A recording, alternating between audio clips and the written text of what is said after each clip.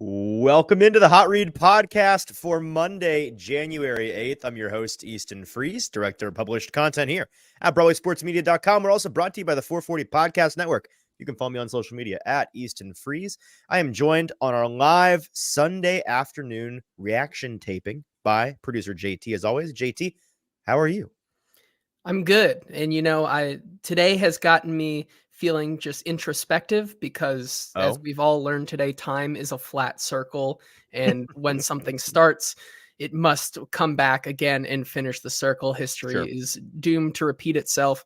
And that's what happened today. And, I've just, as we sit here, It's a lot funnier the second time. It is a lot funnier the second time for sure. But as we sit here, ready to put a bookend on the 2023 Titans, because Lord, am I ready to put them behind me. Yeah, man, we were talking about it at Boom Boss. We were ready to slam that book shut. Luckily, the final chapter that was written today, a pleasant ending. One that I think Titans fans deserved after the season that we, those of us that do this professionally and cover the team, those of you that love the team and listen to us and watch the games and have to deal with what this was from the Titans this season.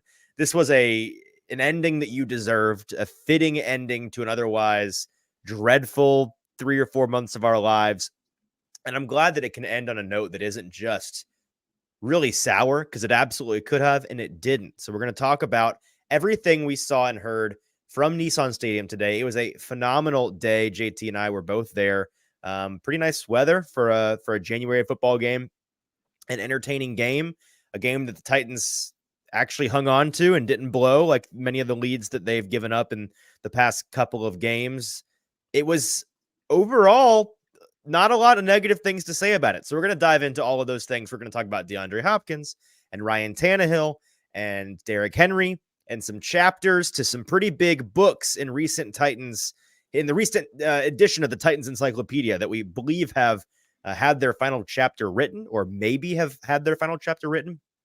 We're going to talk about all of that and more today. We would love to hear all of your thoughts on what you saw today on TV, or if you were there in person, what you think about this Titans team, the way that they ended the season, how they go into this offseason and draft season that is going to be so much fun to talk about and to cover, to see what all happens. And reminder, remember like 10 seconds ago, we were talking about how this team might implode come Monday morning. It's going to be, I think, a pretty sharp turn from, wow, I can't believe this game ended the way that it did, and they won the game, and Ryan Tannehill's swan song, and is Derrick Henry leaving, all these things. And then this week, it's back to Titans fans wondering what kind of turmoil might start bubbling to the surface with this team and the leadership and the ownership and all of that. So we're going to dive into all of that today and more in just a moment. But I have to tell you a couple things. First of all, if you're watching with us live, do us a huge favor. If you're not watching on YouTube, if you're checking us out on Twitter or on Facebook, thank you for being here live. You're going to have a much better viewing experience. If you go on over to Broadway Sports Media's YouTube page, it's Broadway Sports Media on YouTube, find this live stream there. And in the comment section on YouTube is where you can be a part of today's conversation, like so many of you already are. Kyle and Derrick and Deagle and AJ and Tighten Up, Tony, Zedine, the first guy here. Appreciate all of you guys being here. Any questions you have about the Titans draft order, guys that may or may not be leaving, all of those things, we're going to try to address every question you have. So pour them into those comments.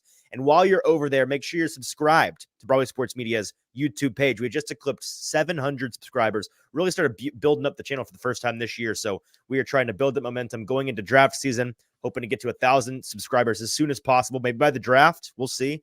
But help us out. Subscribe for free. It's very helpful to us, and it's free to you. So do us a favor. And then if you wouldn't mind sharing the show however you can to get as many live eyeballs on our product today as humanly possible, we would appreciate you doing that, hitting like, hitting retweet, sending the link to a friend, anything you can do. We appreciate your help in that regard. We are brought to you today by Boom Bus Craft Pizza and Tap House, a wonderful local establishment in the Middle Tennessee area that I'm going to tell you all about later on in today's show. But let's go ahead and dive on into the recap of Jaguars Titans week 18. After the year that this has been, Titans fans very deserving of the result. JT, we said it a couple weeks ago. You read it, run from it. Spoiler: Mike Vrabel arrives all the same, and he did today for the Jacksonville Jaguars. In 2022, the Titans were 7-3 at the peak of their season and ultimately got knocked out of the playoffs in Jacksonville in week 18. In 2023, the Jaguars were 8-3 at the peak of their season. And they ultimately today get knocked out of the playoffs in Tennessee in week 18. I consider that a favor repaid. Jacksonville fans, got to be a tough one today. I mean, the expectations coming into the season, the expectations being 8-3. I remember, I'm old enough to remember a couple months ago talking about Jaguars might be in play for the 1 seed in the AFC. Going to be maybe a sneaky contender in the playoffs. And now they're on the couch joining the Titans and the Colts. The whole AFC South that was undeserving will be on the couch watching, in my opinion, the only AFC South team that was really deserving of playing in the postseason, the Houston Texans. They will be watching them probably lose in the first round, if we're being honest. But that's the way that the AFC South went this year. And I'm glad that the playoffs is not, frankly, polluted by more AFC South pretender contenders than it needed to be. So that is a very good thing. The Titans played a pretty complete game today, JT. And you know I'm a big metaphor guy, and you hate my golf metaphors, but it is a gentleman's game, and you can't tell me that today was not the perfect golf metaphor. Today was the Titans' 18th week of the season, really reminiscent of the 18th hole of a golf course after a really crappy round. Nothing has gone right for you all day long. You've been at it for a while. You probably put a couple of brewskis back on the back nine because you've given up on your score. You're just trying to have a good time and not be miserable, but how you can't figure out your swing. And then on the 18th hole, you tee that ball up. You don't even care anymore. You're playing loose. You're just trying to get to the clubhouse and get your bags in the trunk and get home. Then you pipe that drive dead center, 300 yards, rolls out for a great look. The approach shot, it lands softly on the green. And then you read the putt drops, breaks just how you thought it would. Nice little birdie to end your day. And suddenly you've gone from entering the 18th hole, coming off a 17 green, thinking this cannot end any faster, to now thinking, I can't wait to get back out here. I can't wait to play again. That's what happened to the Tennessee Titans today. It was a game that I don't think anybody really expected the way that, listen, we bet the Titans in the best bet gauntlet. We were thinking that they had a chance to pull the upset here. Vegas certainly thought so. And once again, Vegas was right. But I don't think anybody saw it going the way that it did today. How clean the Titans operation was from the get-go, how successful they were in the red zone, how successful they were moving the ball behind an even further depleted offensive line with Derrick Henry and Ryan Tannehill, a throwback set of guys missing some help on the outside, a pretty banged up receiver core. Didn't matter, man. Did not matter. They got out there. Guys were hitting incentives. Guys were getting touchdowns. Guys were breaking off big plays. The offensive line was blocking. They didn't blow for like the first time all year. But this was the first game all year in which it felt like, and we got to see the advanced numbers tomorrow, but the pass blocking was serviceable. Like, it was certainly not great, but Ryan Tannehill didn't get murdered every 2 seconds. And then the run blocking. Holy cow, JT. Maybe it's because these offensive linemen felt that this might be the last time we get to block for one of the best running backs to ever grace the league, Derrick Henry. And they left it all out there. Mildly frustrating to see them figure it out a little bit here at the end against a Jaguars run defense that's pretty middle of the road. Like, it's not like it was a cupcake. They're not the stoutest in the league either. They certainly didn't look very good today against a Titans run blocking unit that has been really, really underwhelming.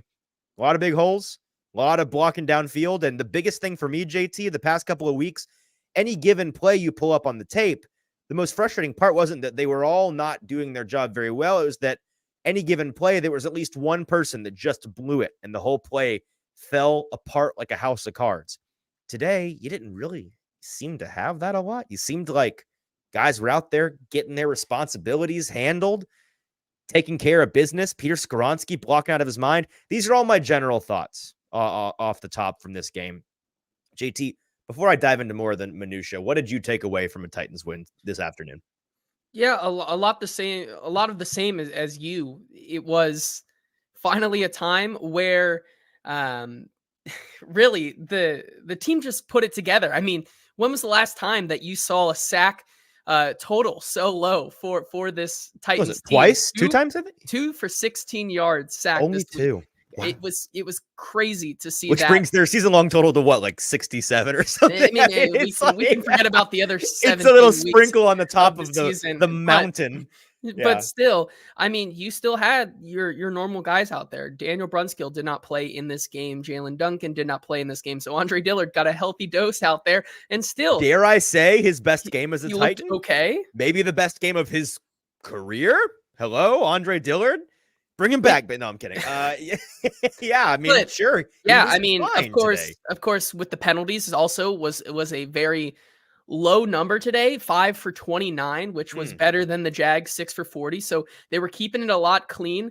Of course, you always have to have the Dylan Radins offsides call. You just have to have it. Like you It have to came have a later chase, today. There drop, was a part drop. of me that was wondering maybe this has changed, but no, some things never change. Some things Yeah. are going to always stay the You knew same. But you were yeah, going to have it, but uh-huh. still, this line played together as a unit. And I think we both were talking about it.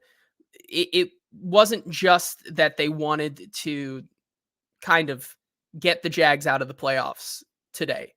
Right. It was from the get-go this week when Mike Vrabel was very vocal in that press conference. You knew from there that this team was going to You bring a could argue this different game was energy. decided at that press It could conference. have been, but it was a very different energy than we had seen in a long, long time from this Titans team. I mean, just they were executing, playing complementary ball, maybe complementary ball in the form of Trevor Lawrence just throwing it to some of the Titans I mean, guys that straight helps. up. It sure It helps, does. but I mean, Kayvon Wallace making a fantastic interception play that Mhm. they go down and also try to get points off of as well. I think they got a touchdown off I of think that. they Yeah, got a I'm touchdown pretty sure. if I'm Scored, but I don't remembering know what it correctly. was. Either 3 Um, or 7. Yeah. but still, complementary football, which is something that we don't see a lot of from this team this year.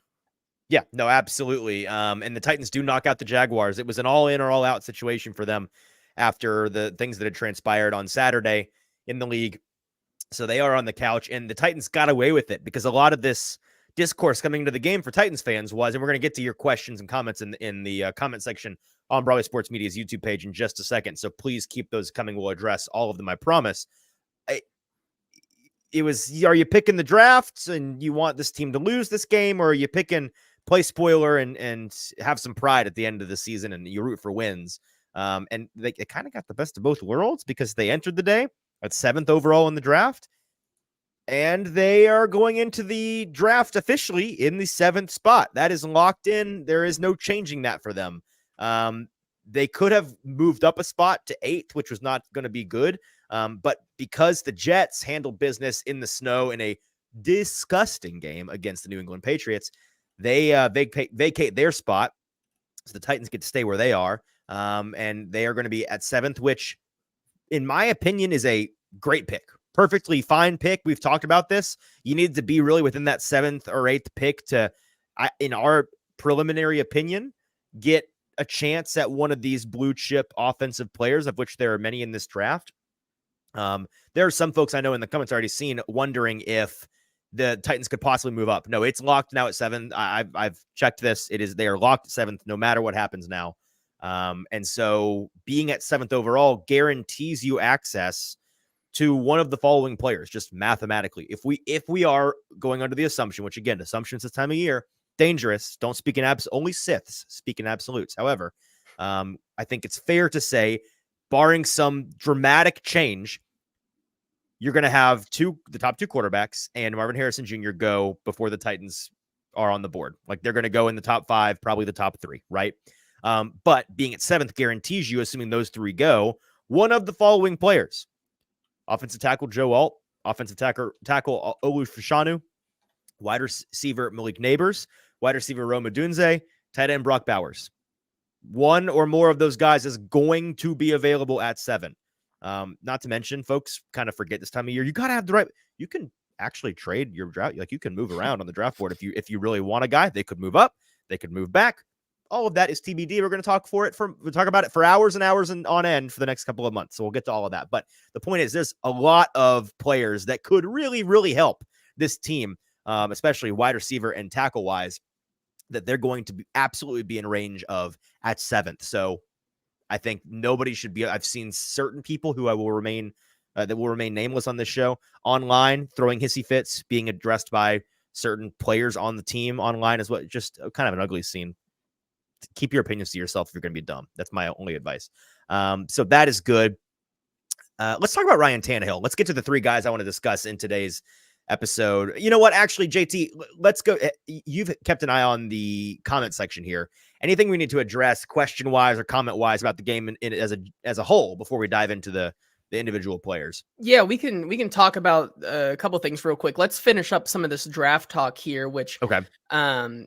it's one that's kind of interesting because I think I know, and this may be wrong, but I know that our buddy kind of over on the Football and Other Effort show, Mike Hernan, said that they were locked into the 7th, but I think I saw that Sam Phelan also said there's a scenario. He did say that. I discussed it with Sam before the show. That's not a thing. He was It's not a incorrect. thing? Yeah, just Okay, mistaken. No worries. cool. But it is, it's 7 Because for sure. because there are a couple people in the chat that are saying there might be a coin flip or something like that in that scenario. So the coin flip is just to be super clear to folks, coin flip is a tiebreaker eventually, but it's like that's the one that's pure luck. Obviously, it's at the very bottom of the lengthy list of tiebreakers.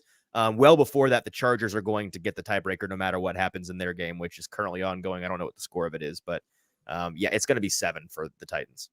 Yeah, and I think the Chargers are still leading the Chiefs there, so that would basically make that it wouldn't matter either way. A moot point. It would be a moot point, but a lot of celebration about the game today, and also just kind of people scratching their heads about how being Trevor Lawrence played today, and just kind of questioning as this division goes on here.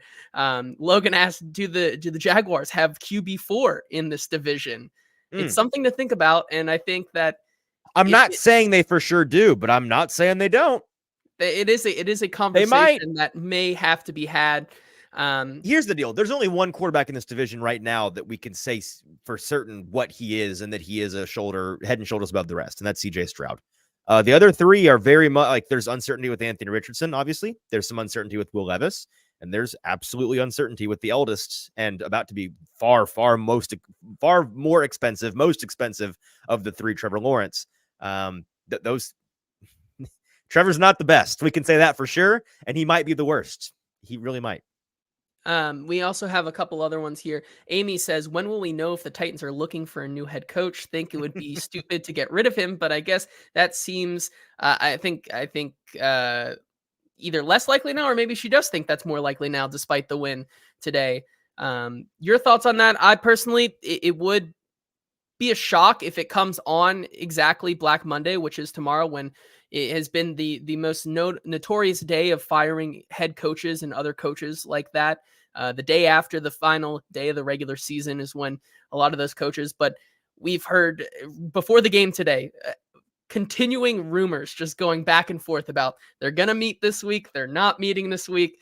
It's going to be an interesting week upcoming here. Yeah, if you didn't catch our episode on Thursday, it was one of our best in a while, if I have to brag on ourselves a little bit here. We spent like 90 minutes talking about the situation with Amy Adams-Strunk and Rand Carthon and Mike Vrabel, so check that out if you missed it. But we talked about it then. I see no world in which they are not firing Mike Vrabel. That's not happening.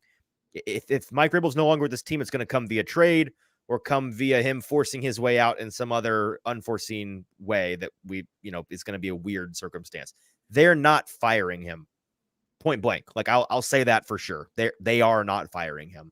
And so he may not be here. And if that happens, I don't like you said, I don't think it's happening tomorrow. There's a lot of wheels that are going to have to turn. There's going to be meetings, I'm sure. We heard a lot before the game today. Some folks in national media saying that there were meetings planned. Some other folks saying that the meetings were not planned. They're going to meet eventually. Somebody's going to meet with somebody. That all is going to every team when their season ends, you got to do some housekeeping. There's going to be some housekeeping done for this Titans team, and they're going to figure it out. I don't know if we're going to have an answer on that this week or this month or by June. Like, I don't know. I would say sooner than later, but it could be longer than you think. So I would I'd address this as a marathon. I just buckle up and see what happens. I will be there tomorrow for locker cleanout day, and I don't know if Mike Vrabel's going to talk or not. He'll talk eventually. Brand Carthon may or may not talk eventually. We're going to hear all of this in the debrief of the season soon. So let's hold our horses on that.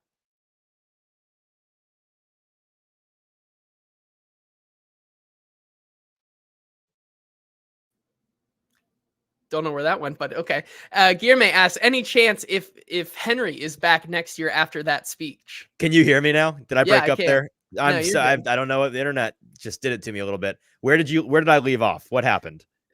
I was just Guillerme had an interest.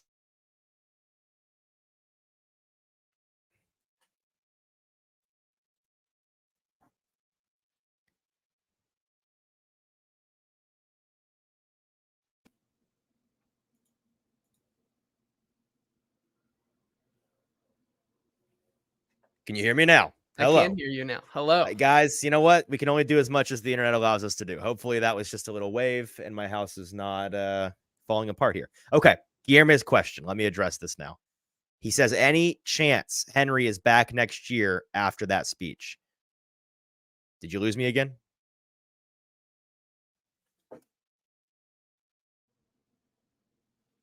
There we are. Hello?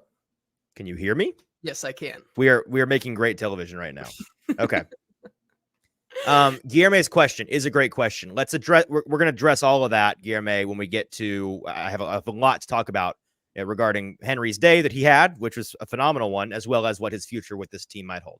All right. Sorry for that internet situation. Hopefully that is done for the day. I think it's better. I don't know. My wife is downstairs. I don't know what she's doing. I just texted her, like, if you're messing with the internet, please don't. Okay. Logan saying Vrabel hacking this podcast because he wants you to stop the chatter. Maybe, Logan. That may very well be the case. Let's dive into some of these players. And when you initially lost me a moment ago, did I get my point across about they're going to have a debrief for this season? Yes. Did we hear that? Yeah, Okay. no, all right. That was perfect. As long, I didn't know when I got cut off. All right. So they're going to have meetings. We're going to hear all of that this week. Pump the brakes. Okay. So Ryan Tannehill, he for sure played his last game as a Titan today. He said as much in his post-game press conference. There's no ambiguity here. He knows it. Titans know it. Fans know it. He's moving on. But he had a nice final day. His statistically, it was honestly kind of a standard Ryan Tannehill day. Not great, not bad, enough to win the game. He had some things to say after the game, and some folks got some footage before the game of him and Derrick Henry standing in the tunnel together. Really cool moment. Them sharing their thoughts and just being there for each other. And a couple of guys that, I mean, listen, the Titans, for love them or hate them, in the prime 2 or 3 years of the Ryan Tannehill, Derrick Henry, Mike Vrabel era, they won more games than 28 of the other NFL teams in the league. They did a whole lot of winning. That is in large part due to the efforts of Ryan Tannehill being a very, very good trailer quarterback, and Derrick Henry really being the motor of the team and scoring a lot of points and being a menace to the league for a long, long time. And so Ryan Tannehill deserved his flowers. He got to run out of the tunnel one last time, announced with the offense, which was exciting and a special moment. And we asked him some questions after the game. You can go check out a lot of that video footage from the press conference on my Twitter account at Easton Freeze if you want to go listen to it for yourself. But we asked him, I asked him what he'll remember most about being a Tennessee Titan. I said, long from now, when his career is over, when he's looking back on his time in Tennessee, what was the thing or the things that were going to stand out most to him about his time in two-tone blue? And he gave a lengthy answer that I think is worth going to listen to. I wish we'd had time today to pull it, but we ran up against the clock.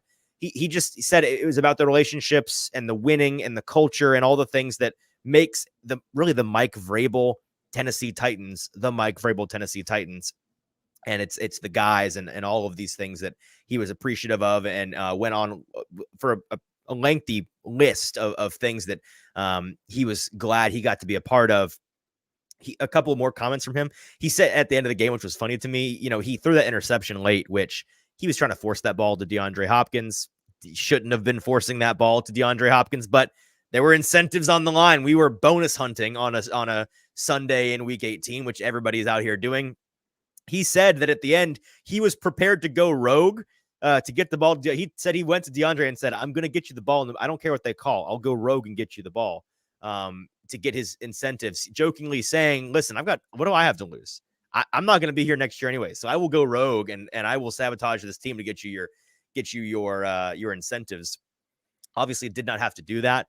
Speaking of DeAndre Hopkins, he did hit a number of his incentives. I think he made $500,000 today. Good work if you can get it. JT, do you have those numbers in front of you?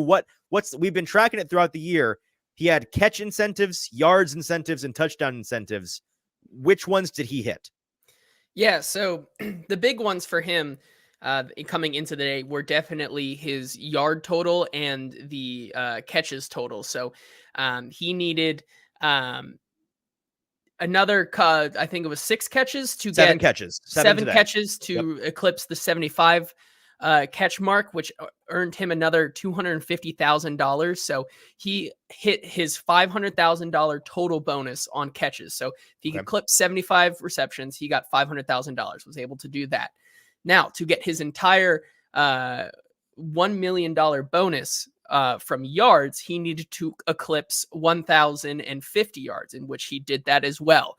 And then if he wanted to get to $750,000 in incentives in terms of touchdowns, he just needed one more touchdown in this game. He was at 6, and he needed 2 today. He gets 1, but doesn't get the other. So maybe that's why they were trying to get the ball downfield as I fast think it'll be all right. 2 or 3 is not too bad. Yeah, but he did. In total, he racked up $2 million in incentives this year. Played every single game for the Titans. So that pretty dang good for a veteran wide receiver that they signed in the offseason, I would say. Pretty good indeed. And to transition from DeAndre Hopkins to Ryan Tannehill, or to Derrick Henry, who's the guy we want to talk most about today. He was asked after the game, and I got a video of this on my my Twitter account as well. He was asked about playing with Derrick Henry, and Derrick Henry is a guy that we think is a future Hall of Famer, but there's some debate there. No one debates whether or not DeAndre Hopkins is a future Hall of Famer. He is. And he said, as a future Hall of Famer, that he believes Derrick Henry is a future Hall of Famer, and it's been exciting for him to watch Derrick Henry's Hall of Fame career and be a part of it in a small way. And so I think that's a perfect transition into talking about the day that Derrick had and the things that he said after the game, which are interesting and not contradictory, but certainly vague. Such a special player, Derrick Henry is. Just off the top, a lot of shows took the time last week. I think I'm breaking up again here. Do you got me? Can you hear me? I can hear you. Yep. You can keep going. You're good. Okay. All right. Just making sure. Derrick Henry, super special player. A lot of shows took their time last week to do a little retrospective on the time that Derrick Henry has had here in Tennessee. He's just now finishing his 8th season as a Titan. He's done more for this franchise really than you can put into words. He's a superstar. He's brought a lot of eyeballs to the Tennessee Titans organization that otherwise probably would not have been on them. He kind of put the Titans not on the map, but on the map in a way, nationally, if that makes sense, because he was the best at what he was doing for so long and was so electric and so nationally relevant, something that the Titans, frankly, haven't had a ton of in their time in Tennessee. But his stat line today, JT, if this is his swan song, it's one heck of one. 153 yards, 19 attempts, 8.1 yards per carry. Got a touchdown in there and a long of 69. Had a big, long, vintage Derrick Henry run that he joked afterwards. He said, "I'm getting old. I should have scored on that one," which I think we were all wondering, like, is he going to? No, okay, just kidding. He got caught. But it was a fantastic day for him. Regardless, that long run, by the way, go back and do yourself a favor. Go back and watch the replay of that. It's very funny. And so I think it was Sam Monson with PFF pointing this out on Twitter. Derrick Henry is at the point in his career that he is as big an enigmatic figure in the minds of defenders as he is physically an imposing defender. That last defender who eventually tackles him, Derrick kind of like leans into him a little bit and indicates he's going to initiate contact, and the defender backs off a step, and it got Derrick like 5 or 8 more yards than he was going to get otherwise. Just the idea of Derrick initiating the contact is menacing, is imposing upon defenders. Mentally, they're in a blender. It's a joy to watch. Truly it is. There are very, very few guys in the NFL that are like that. And that was an example of that. We got a couple of new lists. JT, our favorite thing on this show, lists of Hall of Famers and Derrick Henry. We got a couple of those today. one of which, Derrick Henry's rushing touchdown today, gives him 12 in the season for the 5th time in his career. So 5 seasons now he's had 12 or more touchdowns. That makes him join the list of LaDainian Tomlinson, Emmitt Smith, Adrian Peterson, Sean Alexander, and Jim Brown as the only players in NFL history with 5 such seasons. We got a classic Derrick Henry touchdown run for 18 yards. That's the touchdown that got him to that 12 mark. And that touchdown total mark for him gets him to 90 rushing touchdowns, tying Eric Dickerson and Curtis Martin for career total rushing touchdowns. He's 13th all time in the NFL. He passed Earl Campbell today for the 36th all time in rushing yards. So 13th on the all-time list for rushing touchdowns, 36th on the all-time rushing list for total yards. It's a future Hall of Famer. I mean, it just is. I'm sorry, it is. On that long run of 69 yards, by the way, Derrick Henry reached a top speed of 21.68 miles per hour on his 69-yard run. This is according to Next Gen Stats, this is going to blow some folks' minds.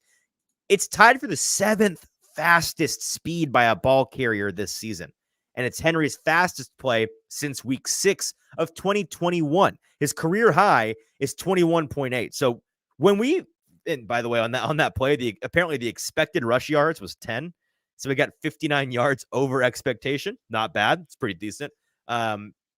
We've been saying it all season that Derrick has lost a step, but it's important to note, we've noted this before, but this is a great example of it. That's not in reference to his top speed. Like at his peak, 21.8 miles per hour. Today, he was 0.12 mile per hour slower than the fastest he's ever run on a football field. Today in 2024 at 30 years old. So his top speed, that top gear still exists.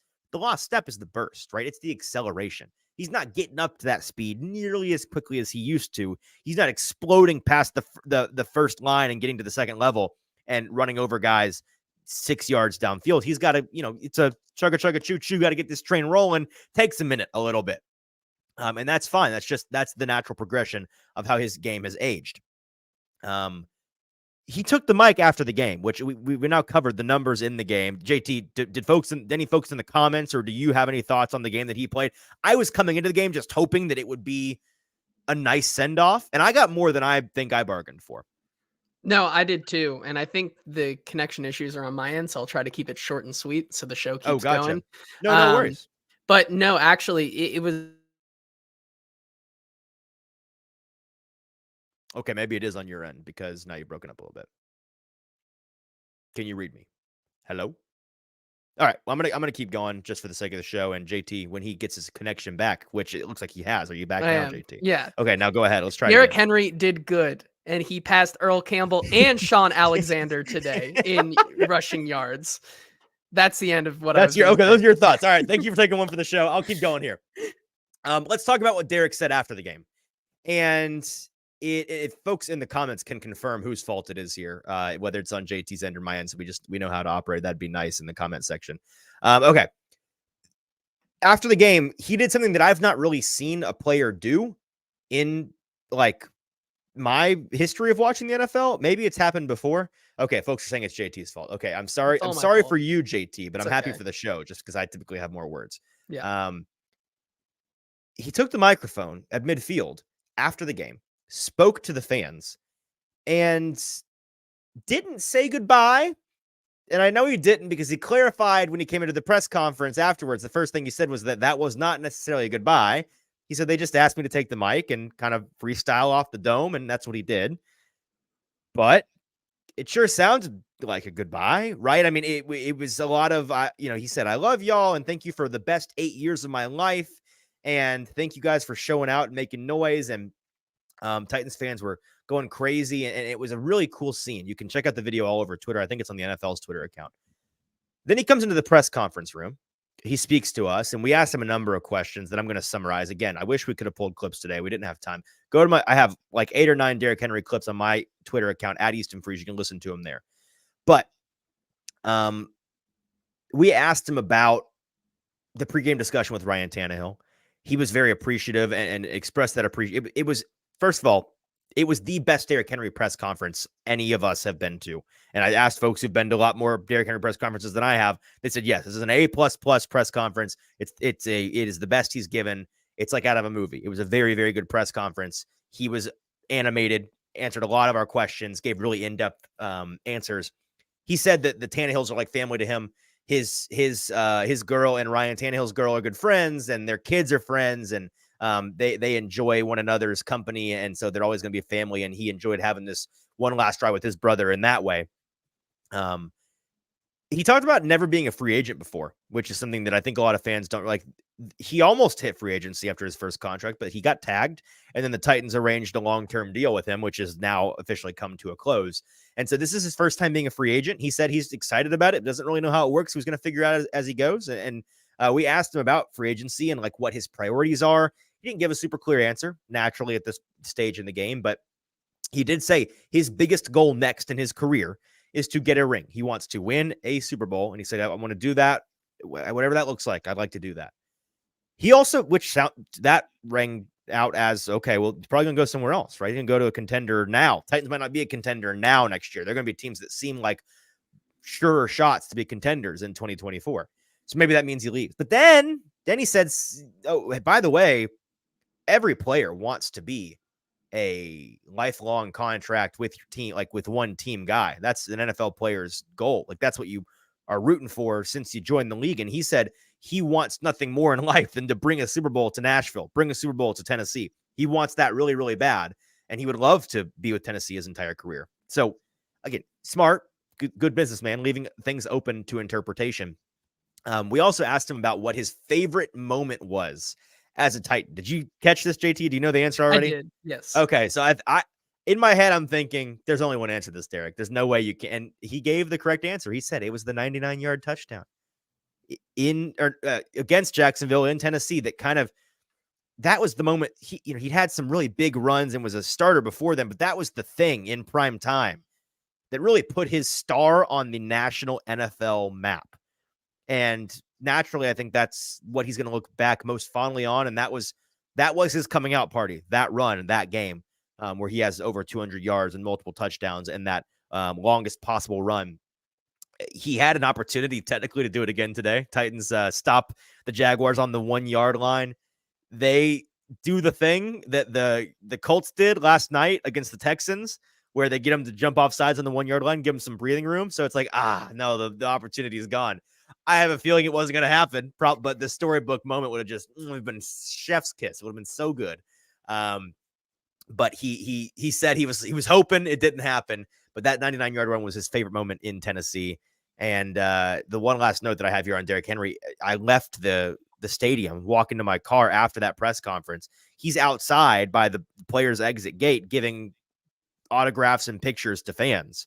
A really, really cool moment for him and for the franchise. A really classy guy. They did not force him to go out there. He went out there on his own volition. And so that is a cool moment for a guy that is, for my money, the best, biggest Titan to ever play for the Tennessee Titans. I think he's the most impressive athlete to ever play for the Tennessee Titans. I think he's the best player to ever play for not the Oilers franchise, but for the Tennessee Titans. And if he's not here next year, which he may very well not be, I wish him the best. A lot of folks in the comments have already asked, like, do you think he's going to be here next year or not? I would say here's the ultimate, is he going to be here or not question you have to answer. It is not about what the Titans are willing to give him. It is not about what Derrick Henry wants. It is about what other teams, if there are other teams in the NFL, are willing to offer him. That's all it is. Because if no other team offers him, I'm pretty confident the Titans would offer him, and Derrick would accept it if there were no other offers, because he wants to keep playing, and the Titans wouldn't mind keeping him around. That being said, if there's a team out there that is willing to give him starter money or starter-ish money, he's going to be gone. And I had somebody in the press room ask me today, like, who do you think would be a good fit? A good question that I've not really put a ton of thought into. The first team that comes to mind for me is the Cowboys could use a player like that to pair with Tony Pollard, which I think a lot of Titans fans would have a hard time with, because most fans of any non-Cowboys variety hate the Cowboys. And that's what you saw Eddie George do. And so that's going to be like history repeating itself again in that regard. I don't know, the Bengals, if they moved on from Joe Mixon, maybe. There aren't a ton of obvious fits. That can change, but it's all dependent on which front offices around the league are willing to give a 30-year-old running back with a gajillion miles on his tires starter money and a starting role. And how many of those are there? And I don't know the answer to that question. All it takes is one, I think, for him to be gone and to no longer be a Tennessee Titan. But we'll have to see. If I had to put a number on it today, I'd say probably a 90% chance he's gone. Maybe this is even being generous. A 10% chance he sticks around, JT. Does that sound right to you? What do you think? Yeah, in my opinion, I would say I don't think I'd go that far. I'm not off. I'm not off by too much. I'd say 80-20 that he's Okay. gone. I think really what you're saying is probably the way the Titans currently will look at it.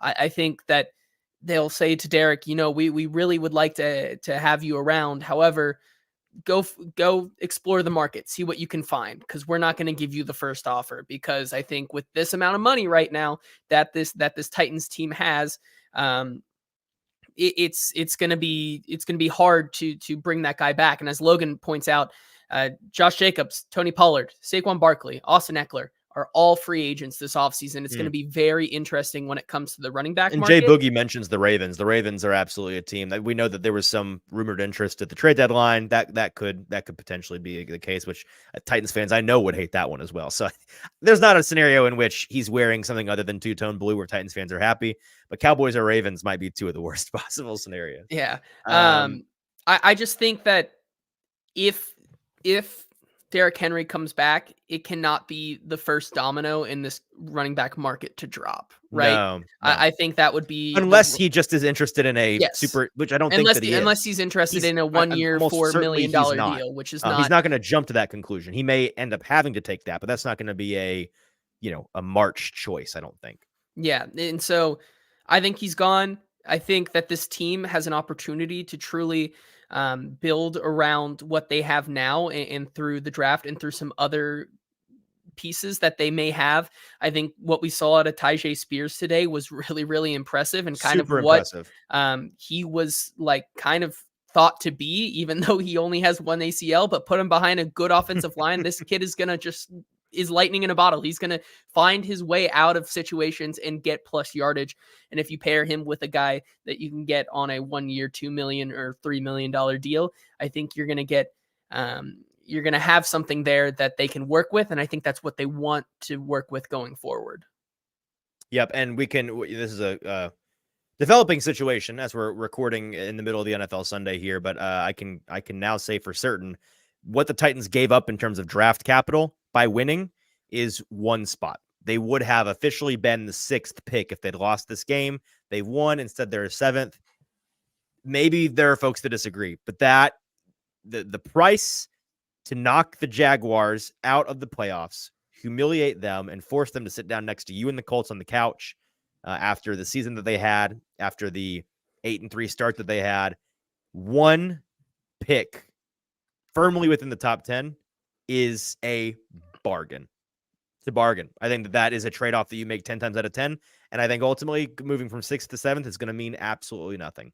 I don't think so either, especially when we're already starting to hear the buzz about Jaden Daniels. And if Michael Penix Jr. can work some magic tomorrow and upset Michigan and just puts on an absolute clinic, we're going to be talking about, once again, 4 quarterbacks that could all go in the top 5 picks if that's the case. So it's going to be... We know how this works. Draft cycles every single year, no matter what. Even in the years where you had Malik Willis and Kenny Pickett and Desmond Ridder as the QB class. Like every year, we're going to spend from right this moment on January 7th, 2024, all the way through to the end of April. It's going to be people in the media, fans, people in front offices, people on coaching staffs, everybody that's paying attention to what's going on is going to continue to talk themselves into moving those QBs further and further and further up the board, because it's the nature of the quarterback position. That's the nature of the hype machine, the echo chamber. That's how it works. They're going to move up.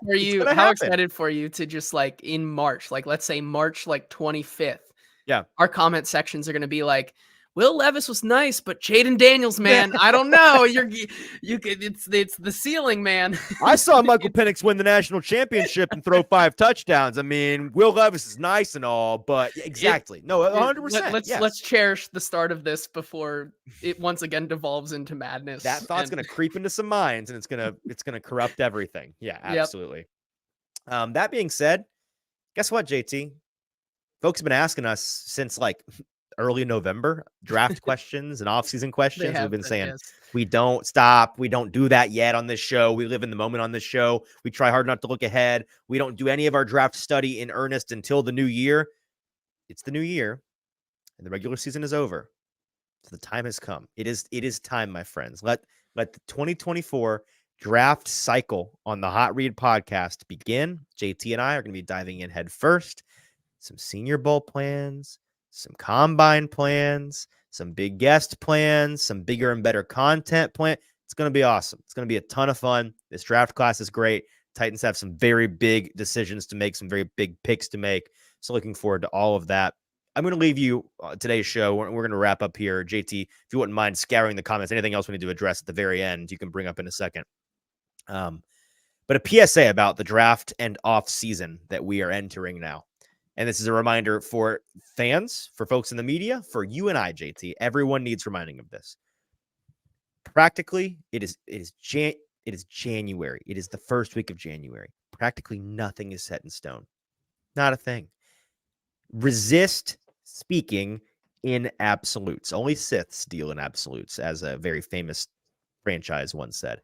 A ton can and will change between now and March, now in April, now in May. It's a great reminder for everybody, myself included, JT included, you all included. There are, like, I can count on one hand the number of things during any given offseason or any given draft cycle that you can talk about as absolutes. And even those are subject to change if something extenuating happens, right? Like we've said on this show.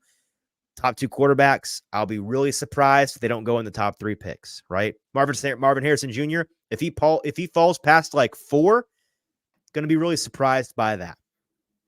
But barring, like, those are the 3 things that really I think you can say with some kind of certainty. The rest, it's going to be a fun ride. I have no idea what's going to happen. That's half the fun, is figuring out what's going to happen. So that's a PSA for everybody. Don't speak in absolutes. Resist. You don't need the clicks. Don't be clickbaity.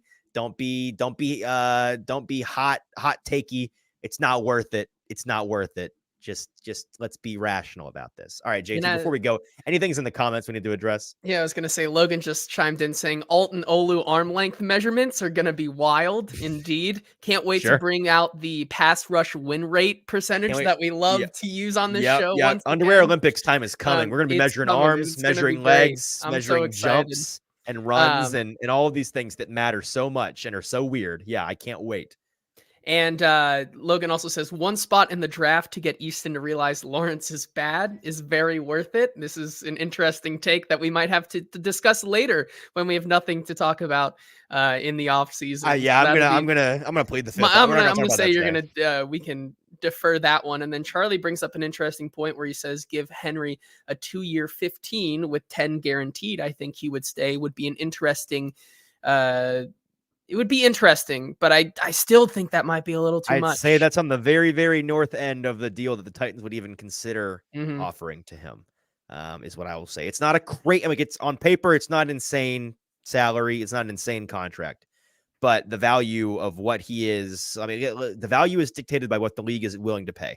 And with the running back market, I hesitate often to guess because it is so difficult to know. And the market is constantly shifting these days. So what I think Henry is worth may not be what he ultimately is worth. We're going to find out, and that's going to be exciting. I think we're done here today. I got one more thing, actually. Okay, I've got one more thing here. And as we kind of wrap up here on the regular season, we have one more game left in the best bet gauntlet. Oh, right here. And so while you were talking, I did the numbers here. And so with one game left, Bills currently, game, right? The Bills game. So Bills you have minus Bills 2.5. minus 2.5 right now. Yep. The best bet gauntlet for the regular season is, I don't know how much one game is going to truly, I hope you win this one because I'm also riding with you on this one. I hope we win it, but if not, I don't think it's going to change too much. The best bet gauntlet, which I think is how many picks? 10 picks, 18 weeks, 180 picks or so, plus Well, give or take add in some Thanksgiving, we're probably add in north of 200 Thanksgiving. on the year. Yep. 58.6% on the year.